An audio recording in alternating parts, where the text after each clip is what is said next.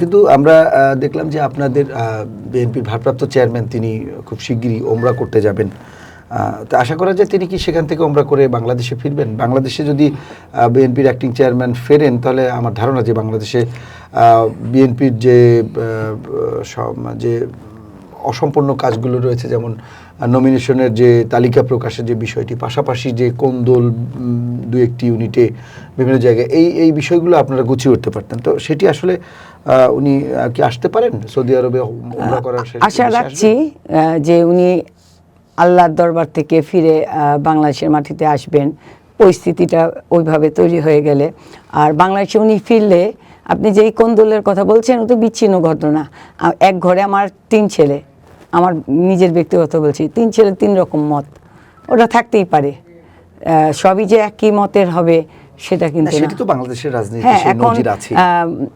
এটার জন্য যে আমাদের ভারপ্রাপ্ত চেয়ারম্যানকে টেনশন করতে হবে তা না, কিন্তু উনি নির্দেশ দিবেন, আমরা কাজ করব।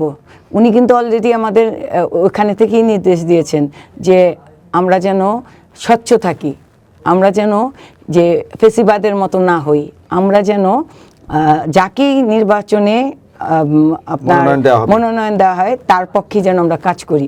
এগুলো কিন্তু আমাদের ভারপ্রাপ্ত চেয়ারম্যান অলরেডি আমাদের নির্দেশ দিয়ে দিয়েছেন। উনি আসলে আমাদের সরকার গঠন হবে, নির্বাচন হবে, এটাই আমরা প্রত্যাশা করছি। উনি আমাদের নেতৃত্ব দিবেন সরকারভাবে, সরকার হিসাবে তিনি জনগণের নেতৃত্ব দেবেন। 18 কোটি জনগণ তার প্রতীক্ষায় আছে।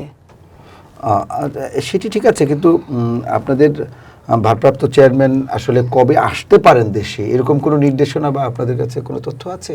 উনি সময় মতো চলে আসবেন, উনি ওনার সময় মতো চলে আসবেন। সামনে আমি কি বললাম যে আল্লাহর দরবার থেকে ফিরে উনি হয়তো বা আপনাদের সেই প্রত্যাশা পূরণ করবেন যে বাংলাদেশে ফিরে এসে সে আমাদের এখানে থেকে নেতৃত্ব দিবেন। আমরা সে আশা রাখছি। অবশ্যই, কেননা বাংলাদেশের এখন নেতৃত্ব নেই আমি বলবো, কেননা বাংলাদেশে একটা ফেসিবাদ যখন বিতাড়িত হলো তখনও তারেক রহমান দেশের বাইরে ছিলেন, নানান কারণে অনেক জটিল পরিস্থিতি 11 সরকার সময় তৈরি হয়েছিল, সেই সময় তিনি বিদেশে যেতে বাধ্য হয়েছিলেন সেই সরকারের তাড়নায় পড়ে। তো সব কিছু মিলিয়ে যখন একটা পরিবর্তন এসছে, বিএনপি কিংবা জামাত কিংবা এনসিপি তাদের নেতৃত্বে একটা পরিবর্তন এসছে দেশে, সেই পরিবর্তনে কিন্তু বিএনপি যেহেতু বড় একটি রাজনৈতিক দল, সবচেয়ে বড়, সুতরাং সেই দায়িত্বটা বা সেই নেতৃত্বটা কিন্তু এখন বিএনপির। আর সেই নেতৃত্ব যেহেতু বিএনপির অ্যাক্টিং চেয়ারম্যান রয়েছেন, সুতরাং স্বভাবতই মানুষের কিন্তু একটা প্রত্যাশা যে তিনি কবে দেশে আসবেন, এবং দেশে আসলে অনেক সংকট সমাধান হয়ে যাবে। জাতীয় এবং সরকারের সাথে যে দেন দরবারের বিষয়গুলো আছে, নির্বাচন নিয়ে একটা সংকট, সেই সব সমস্যা কিন্তু দূর হয়ে যাবে, এই কিন্তু সাধারণ মানুষের ধারণা। আপনি কিন্তু দেখেছেন যে আমাদের প্রধান উপদেষ্টা তার সাথে মিটিং করেছে।